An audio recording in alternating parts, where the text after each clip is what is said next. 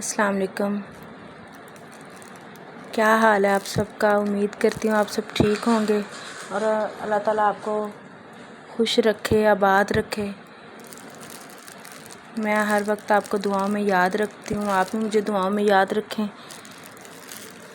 یہ ابھی پھول پڑے ہوئے تھے اور مجھے ان کو دیکھ کے ایک دم سے اتنی آوازاری اور پریشانی ہوئی کہ وہ کہتے ہیں جیسے یہ پھول جب ہم لائے تھے ابھی تب ماشاءاللہ سے اتنے پیارے تھے، تازہ تھے۔ ابھی 3-4 دنوں میں یہ دیکھیں کیسے مرجھا گئے ہیں۔ ابھی تھوڑے تھوڑے مرجھائے ہیں لیکن ان کی خوبصورتی جو ہے وہ ختم ہوتی جا رہی ہے۔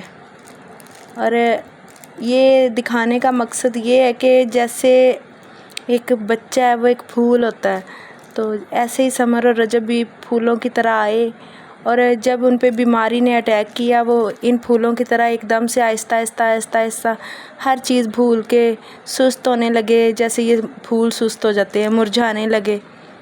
اور اینڈ پہ ان کا اتنا مرجھا جانا کہ وہ خود کو سوائے اللہ تعالیٰ کے اس کو کوئی چیز ان کو اوپر نہیں کر سکتی تھی، پھولوں کی طرح کھلا نہیں سکتی تھی، بس وہ مرجھاتے گئے اور اینڈ پہ جیسے ہم ان کو پھینک دیتے ہیں، ان کو ہم قبر میں ڈال آئے۔ تو ایسے ہی زندگی ایسے ہی ہے۔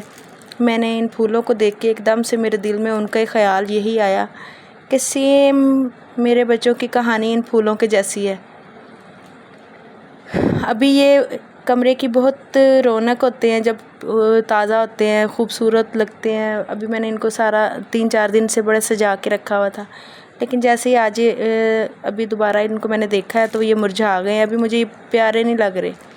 تو اور ویسے بھی مرجھائی چیز جو ہوتی ہے نا یا خراب چیز، اس کو کم ہی لوگ دیکھتے ہیں، اس کو اب کسی نے بھی نہیں دیکھنا، کیونکہ ایک تو اس میں مچھر آ گئے ہیں، موسم ایسا ہے برسات جیسا، تو اس میں مچھر بھی آ گئے ہیں۔ اور یہ اب میں شاید پھینک دوں ابھی،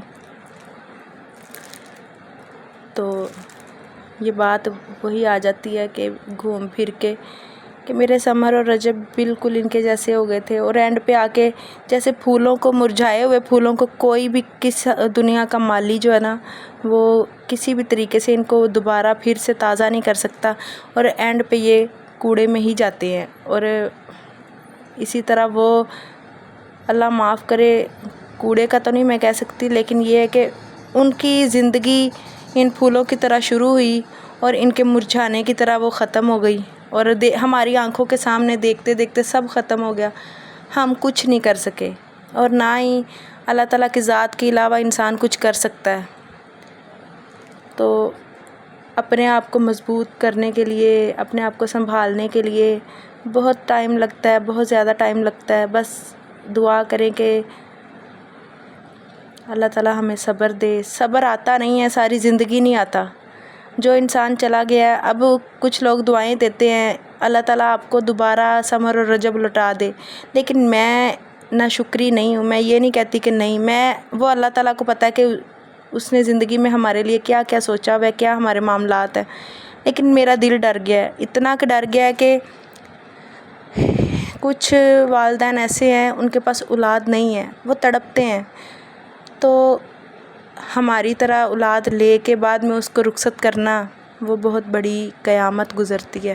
اور اس سے اچھا ہے اگر اللہ تعالیٰ نے دے کے ایسے واپس لینے ہونا تو رب کسی کو اولاد دے ہی نہ، وہ انسان صبر کر لیتا ہے، لیکن جو یہ جانے والا دکھ ہوتا ہے وہ ساری زندگی صبر نہیں آتا۔ وہ تو یہ ہے کہ آج سوچے گا، کل سوچے گا، پھر بندہ اپنی ایج میں گم ہو جاتا ہے، آہستہ آہستہ اس کو بھی پتہ چل جاتا ہے کہ بس ریزن کیا ہے کیا نہیں ہے، اللہ کی مرضی ہے۔